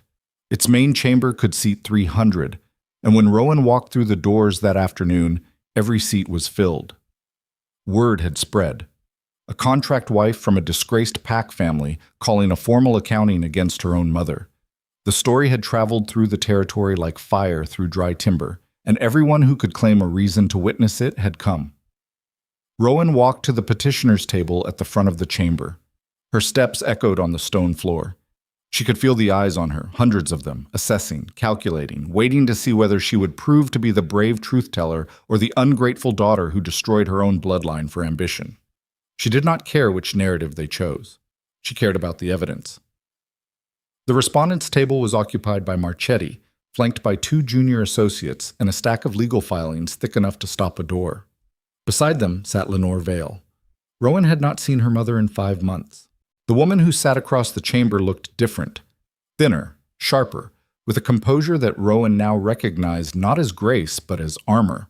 Lenore wore dark blue. Her hair was pulled back. Her hands were folded on the table in front of her, perfectly still, perfectly arranged. She looked at Rowan across the distance with an expression that contained no guilt, no shame, no maternal warmth, just the flat, evaluative gaze of a chess player studying the board. Behind Lenore, in the gallery, sat Garrick Vale, slumped, gray-faced, diminished in every way a man could be diminished without physically shrinking. He looked at Rowan and then looked away, and in that single averted glance she read the entire summary of his contribution to this disaster. A man who had been too weak to lead, too proud to follow, and too blind to see that the woman beside him had been running a parallel empire beneath his feet for years. Marcus was not there. His seat was empty. Rowan noted this and filed it. The council chair called the assembly to order. The chamber fell silent, 300 people holding their breath in a room built for exactly this kind of reckoning. Rowan stood. She opened her first case file, and she began. She spoke for 2 hours. Not from notes. She had memorized every figure, every date, every document reference, because reading from paper would have given the chamber permission to believe this was rehearsed argument rather than lived truth. She laid out the Ashenmere Trust structure, the shell companies, the acquisition timeline, the falsified cargo manifests, the payment cycles, the discrepancy between the debts Garrick disclosed and the debts that actually existed. She presented the founding document with Lenore's signature and watched her mother's face as the evidence landed, looking for the crack, the flinch, the moment when the armor failed. There was none. Lenore sat perfectly still through all of it. Her expression did not change. Her hands did not move. She watched her daughter disassemble her life's work with the composed attention of someone watching weather she could not control. Marchetti objected 17 times. The council overruled him 14.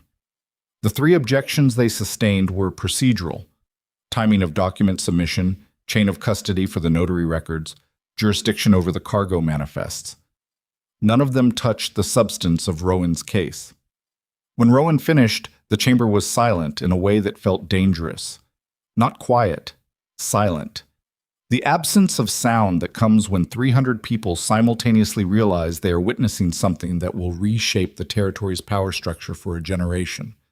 The council chair turned to the respondents' table. "Lenore Vale, you may respond." Lenore stood. She smoothed the front of her dress, a small, precise gesture that Rowan recognized from childhood. The gesture her mother made before she said something she had been planning for a very long time. "Everything my daughter has presented is accurate," Lenore said. The chamber erupted. Voices overlapping, chairs scraping, the council chair hammering for order. Marchetti's face went white. At the respondents' table, the junior associates exchanged looks of pure panic. Lenore waited. When the noise subsided, she continued, "The Ashenmere Trust exists. I created it. The shell companies, the acquisitions, the cargo shipments, all of it is exactly as Rowan described. She is thorough. She always was." Lenore paused. Her gaze found Rowan's across the chamber. "But my daughter has only uncovered half the architecture, the half I designed for her to find." The floor dropped out of Rowan's chest. "The Ashenmere Trust is not the mechanism," Lenore said. "It is the decoy.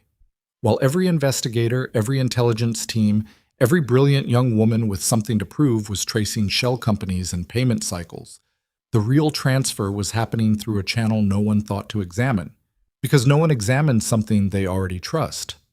Lenore turned to face the council directly. "The real assets, the full value of the Vale Empire, plus significant holdings acquired from 6 other pact territories over the past 3 years, have been moving through the Draven trade infrastructure itself. Through the northern mining corridor, the eastern timber road, and the southern grain supply line. Through the systems that Rowan herself helped optimize during her time at Ironholt. The silence that followed was absolute. Rowan felt it in her bones, the specific crystalline stillness of a trap springing shut. She turned to look at Kael. He was standing at the back of the chamber with Senna, and his face, his controlled, unreadable, carved from granite face, had changed. Not shock. Something colder. The expression of a man realizing that the ground he built his fortress on had been hollow all along. Lenore's voice cut through the chamber like a blade. "The question before this council is not whether the Vale Empire was stolen. It was. The question is who it was stolen through. And the answer, council members, is the Draven Alpha's own supply lines. Lines that were expanded, optimized, and made more efficient by the very woman standing before you claiming to be the victim." Every eye in the chamber turned to Rowan, and Rowan stood there at the petitioner's table with her case files spread in front of her and her mother's voice still ringing off the stone walls and the sudden annihilating understanding that she had not been investigating a conspiracy. She had been part of one. The chamber held its breath. 300 people frozen in their seats, their eyes pinned on Rowan like she was a specimen under glass. And the only sound in the entire building was the faint creak of old timber settling in the walls, and the blood hammering through Rowan's skull so loud she was certain the front row could hear it. Her mother stood at the respondents' table with her chin lifted and her hands still folded, and the serene, devastated patience of someone who had just detonated the last charge in a demolition sequence and was waiting for the dust to settle. Every council member's gaze carried the same question. Every alpha in the gallery leaned forward with the same hunger. The contract wife had been used. The Draven supply lines had been compromised. The woman who built the case was the unwitting instrument of the crime she was prosecuting. Rowan's fingers pressed white against the edge of the petitioner's table. She could feel her pulse in her wrists, in her throat, behind her eyes. Her vision narrowed to a tunnel with Lenore at the end of it, and for 3 full seconds she allowed herself to feel the magnitude of what had just happened. The vertigo of standing on solid ground and discovering it was a trapdoor all along. Then she breathed, and her mind did what it had always done when the world tried to crush her. It started counting. The northern mining corridor, the eastern timber road, the southern grain supply line. 3 routes. She had worked on efficiency improvements for all 3 during her time at Ironholt. She had reorganized shipment scheduling, renegotiated carrier contracts, reduced transit times. Every improvement she made increased throughput, and increased throughput meant increased capacity that could be used to move legitimate cargo faster or to hide illegitimate cargo inside the higher volume. But there was a flaw in Lenore's claim, a flaw so fundamental that Rowan almost missed it because she was too busy drowning in the accusation to examine its engineering. She had improved the supply lines. That was true, but she had not controlled them. Every shipment that moved through Draven infrastructure required authorization from the Draven Logistics Command, a chain of sign-offs that terminated with Senna's office and for high-value cargo with Kael himself. Rowan had optimized the system. She had not operated it. The difference was the difference between designing a road and driving the truck. "Council Chair," Rowan said, Her voice came out raw, stripped of performance. She did not try to smooth it because smooth was not what this moment needed. I request a 15-minute recess. The chamber stirred. Marchetti stood immediately. The petitioner is stalling. 15 minutes, the council chair said. Granted.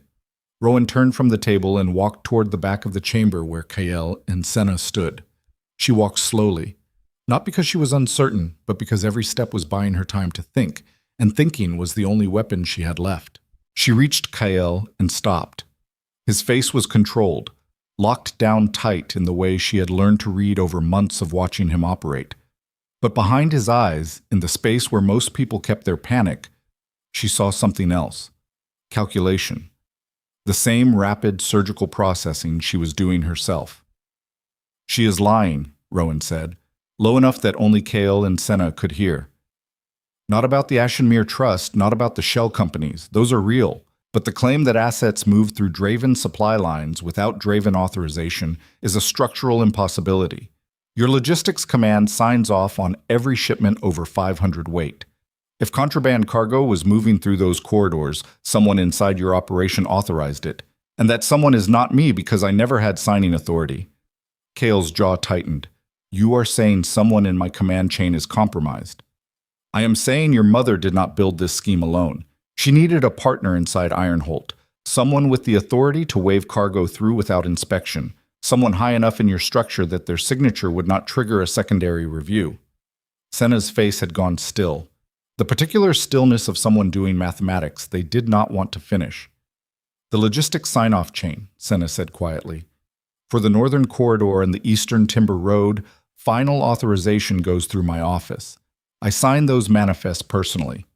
I know, Rowan said, which means either someone forged your signature or the cargo moved through the southern grain line, the only corridor where final sign-off is delegated to a field commander rather than headquarters.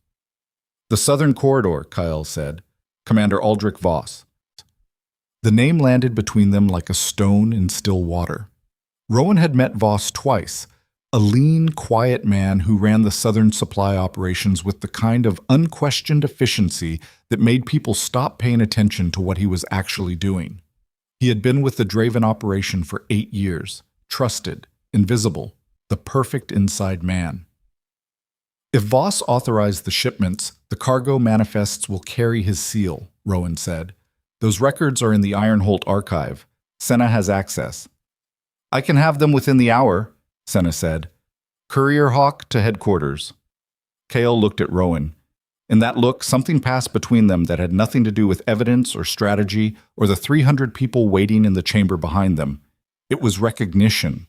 The understanding that they had both been played, both used as instruments in a scheme built by a woman patient enough to spend years constructing the mechanism and ruthless enough to sacrifice her own daughter to set it in motion. And the understanding that what they did next would determine whether the scheme succeeded or whether two people who had been forged in separate fires could stand together long enough to pull the structure down. Call the courier, Kael said to Senna. He turned back toward the chamber. Rowan walked beside him. Their shoulders were close enough to touch, but did not. The distance between them was deliberate, not coldness, but the controlled proximity of two people who understood that the appearance of partnership and the reality of it were different things, and that the reality was what mattered. The recess ended. The chamber reconvened. 300 people who had spent 15 minutes whispering speculation fell silent as Rowan returned to the petitioner's table. Council Chair, Rowan said, I accept the respondent's claim that assets were moved through Draven supply infrastructure. I further accept that my own work on efficiency improvements inadvertently increased the system's capacity to accommodate such movement. But the respondent's implication that I was an active participant is contradicted by the structural reality of the Draven authorization chain. She turned to face Lenore directly, not the council, not the gallery. Her mother. I never had signing authority over any Draven supply corridor. Every shipment over 500 weight requires a command-level signature. If contraband moved through those lines, it moved because someone with operational authority, someone inside the Draven command structure, allowed it. That partner is not in this room, but they will be identified, and when they are, the full architecture of this scheme will be visible. Not just the half you designed for me to find, Not just the half you revealed today to shift blame. All of it. Lenore's composure held, but for the first time in Rowan's entire life, she saw something flicker behind her mother's carefully constructed exterior. Not fear. Lenore Vale did not feel fear the way ordinary people felt it. What Rowan saw was the recognition that a variable had escaped her model, the realization that the daughter she had calculated down to the last decimal point had just produced an answer Lenore had not included in her equations. Marchetti rose to object. The council chair silenced him with a raised hand. The council will recess until the requested logistics records are delivered and reviewed, the chair said. All parties will remain in the capital. No travel authorizations will be granted until this matter is resolved. The chamber emptied slowly. Rowan stood at the petitioner's table and watched the current of bodies flow toward the doors. Alphas and trade officers and council staff and journalists, all of them carrying pieces of the story they would tell tonight in dining rooms and offices across the territory. The daughter who accused her mother. The mother who turned the accusation inside out. The empire that hung in the balance. When the chamber was nearly empty, Lenore walked toward the petitioner's table. She stopped 3 feet from Rowan. Close enough to speak without being overheard. Close enough for Rowan to see the lines around her mother's eyes and the slight tremor in her left hand that she was hiding by pressing it against her thigh. "You were always the smartest one in the family," Lenore said. "I knew that before you did. Is that supposed to make me feel better about what you did? It is supposed to make you understand why." Lenore's voice was low, stripped of its courtroom composure. "Your father was going to destroy everything, not through malice, through incompetence, through the specific, devastating incompetence of a man who inherited an empire. He was never equipped to run and refused to admit it until the walls were already falling. I built the Ashenmere Trust because someone had to save what could be saved, and I used you because you were the only person in this family capable of surviving what came next. You sold me. I placed you in the one environment where your abilities would be recognized and developed, where you would have access to resources and education and opportunity that the Vale compound could never provide. I placed you with an alpha who would not abuse you, in a system that rewards competence, in a position where you could become exactly what you have become." Rowan stared at her mother. She felt the words land and recognized the terrifying precision of them.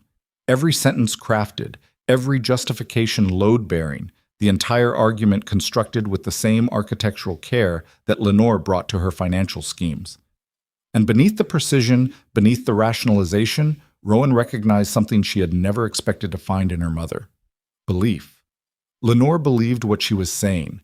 She had convinced herself that selling her daughter, dismantling her family's empire, and running a multi-year financial conspiracy was not just necessary, but right.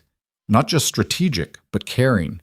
She had rewritten the story of her own cruelty until it looked like sacrifice, and she had lived inside that revised narrative so long that the original version had been overwritten entirely. It was the most dangerous thing Rowan had ever witnessed. Not because it was evil, because it was coherent, because a person who could construct that level of self-justification would never stop, would never reach the bottom of their own capacity for rationalization, would always find another angle, another frame, another way to turn destruction into duty. "You are wrong," Rowan said. "Not about my capabilities, about what gives you the right to deploy them. You do not get to sacrifice your daughter and call it parenting. You do not get to destroy a family and call it saving one. The fact that I survived does not make what you did survivable. It makes me stronger than you calculated for." Lenore's expression did not change, but she was quiet for a long time. And in that quiet, Rowan saw her mother clearly, perhaps for the first time. Not a villain, not a mastermind. A woman who had looked at a collapsing structure and decided that the only way to save anything was to control the demolition. A woman who had been so afraid of powerlessness that she had become the thing she feared most. A person willing to treat the people closest to her as instruments rather than human beings. It was not forgivable. But it was, in its own terrible way, comprehensible. And comprehension, Rowan discovered in that moment, was harder to carry than hatred. Hatred was simple. Understanding the machinery behind someone's cruelty, seeing the fear and the logic and the desperate self-preservation that drove it, That was the weight that would stay with her long after the anger burned itself out. The logistics records arrived by Courier Hawk 4 hours later. Senna reviewed them in the Draven Trade House with Rowan and Kale, and the evidence was exactly where Rowan had predicted it would be. Commander Aldrich Voss had authorized 37 irregular shipments through the southern grain corridor over the past 14 months. The cargo descriptions were falsified, the weight manifests were altered, and his authorization seal appeared on every single one. Kale dispatched riders to Ironholt immediately. Voss was detained before nightfall. The council reconvened the following morning. Rowan presented the logistics records. The council's own investigators confirmed the findings independently. The full architecture of Lenore's scheme was laid bare. The Ashenmere Trust, the shell companies, the compromised Draven commander, the false cargo, and the years of patient, meticulous financial engineering that had hollowed out the Vale Empire and attempted to use the Draven infrastructure as its escape route. The council ruled unanimously. Lenore Vale was stripped of all territorial standing and barred from business operations across every jurisdiction. The Ashenmere Trust was dissolved. Its assets, the Vale businesses it had acquired, the holdings from 6 other pact territories, were placed under receivership pending redistribution. Marchetti and Associates was sanctioned and referred for criminal investigation. Commander Voss was dishonorably discharged and remanded to territorial custody. Garrick Vale was cleared of direct involvement in the trust scheme, but censured for negligent oversight of the family's financial operations. The council recommended permanent removal from any leadership position. Marcus Vale, who had never appeared at the assembly, was found 3 days later in a border town 200 miles east. He had been attempting to cross into a neighboring territory with a case full of liquid assets converted from Ashenmere Holdings. He was detained, returned to the capital, and charged with conspiracy. When it was over, when the rulings were read and the chamber emptied for the final time, and the journalists had their stories and the alphas had their gossip, Rowan stood alone in the central hall and listened to the silence. It was the kind of silence that follows a detonation. Not peaceful, not empty, full of dust and settling debris and the particular ringing that fills your ears when the noise stops and your body has not yet accepted that the danger has passed. Kyle found her there an hour later. He stood beside her in the empty chamber and said nothing for a long time. The late afternoon light came through the high windows in long golden shafts that lit the dust motes drifting in the still air. The council has offered you first right of acquisition on the Vale holdings released from receivership, he said finally. Given your standing as the last legitimate heir and your role in uncovering the fraud, they consider it appropriate. I know. What will you do? Rowan looked at the empty respondent's table where her mother had sat. The chair was pushed back at an angle, abandoned in the middle of a gesture. Lenore's water glass was still there, half full, a ring of condensation soaking into the wood beneath it. I will take the businesses that are viable, the ones that employ people who depend on them, the trade operations, the supply contracts, the partnerships that still have value. She paused. The estate, the compound, the social holdings. My father can keep those. They are all he ever cared about, and they are worth nothing without the businesses behind them. Let him have the empty house. Let him sit in it and understand what it costs to mistake a name for an empire. Kyle studied her profile. And your mother? My mother made her choices. The council will determine the legal consequences. I do not need to add punishment to that. I do not need revenge. Rowan turned to face him. I spent months believing that the goal was to tear down what she built. But tearing things down is what the Vales have always done.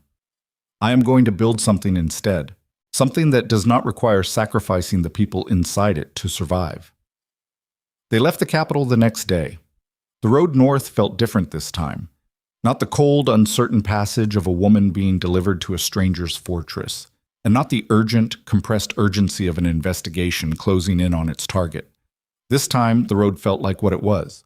A path between the place where she had been broken and the place where she had learned to carry the broken pieces without pretending they were whole. The Ironholt fortress appeared on the horizon at sunset. The black stone caught the last light and turned it warm, amber and copper and deep gold. And for the first time, Rowan saw the building not as a machine or a prison or a proving ground, but as what it had quietly become while she was too focused on survival to notice. A home. Imperfect, cold, built for function rather than comfort, but hers in a way that the Vale compound had never been, because she had earned her place inside these walls through work and risk, and the willingness to face truths that would have been easier to ignore. That evening, she stood with Kael on the observation platform above the main courtyard. The valley spread below them, the trade routes visible as thin lines cutting through the forest, the mine entrances glowing faintly with lantern light, the distant smoke of villages that existed because the Draven infrastructure gave them markets and supply lines, and the economic oxygen that communities needed to breathe. "I did not buy you," Kael said. His voice was quiet. The wind carried it. "When your father approached me with the arrangement, I knew the debts were a fraction of the real problem. My intelligence network had been watching the Vale financial deterioration for 2 years, but the intelligence also showed me something your father never intended to reveal." "What?" "You.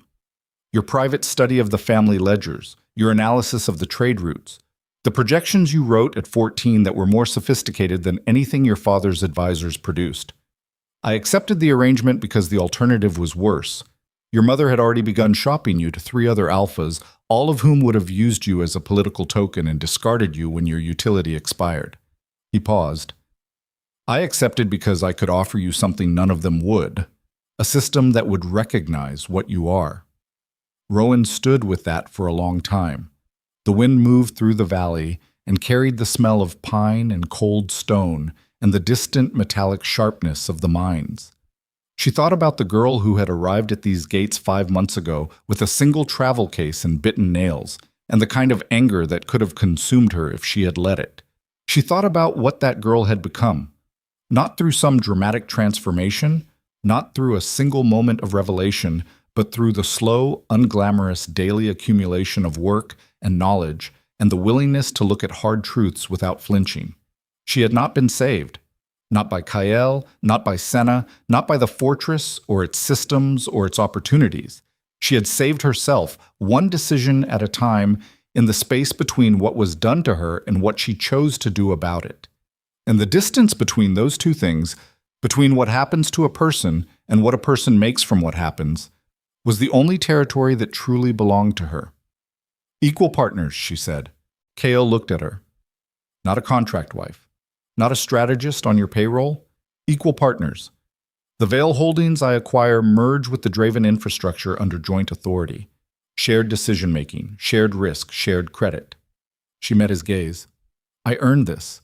Not because you gave me the chance, because I did the work." The wind blew. The last light faded from the valley. The fortress settled into its evening rhythms below them. Lanterns being lit, the changing of the guard, the distant sound of the kitchen preparing dinner for 300 people who would sit at the same tables regardless of rank, because that was how this place worked. "Equal partners," Kael said. He did not smile.